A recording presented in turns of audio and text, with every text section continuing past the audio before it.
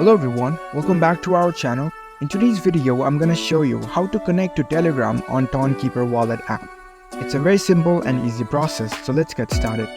First of all, on your phone, make sure that you've already downloaded the Tonkeeper wallet app and Telegram.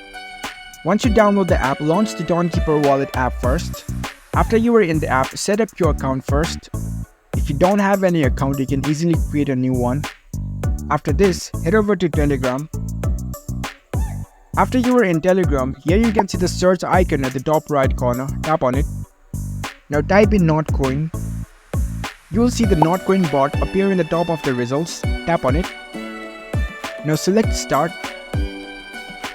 Now at the bottom of your screen, you can see Open App option. Tap on it. Select Start. It will launch the website of Notcoin in Telegram. In this page, you can see Connect Wallet option at the top. Tap on it. It will show you a list of wallets that you can connect to.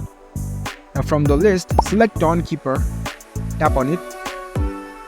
Now you will be redirected to your Tonkeeper wallet app. It will ask you if you really want to connect to Telegram.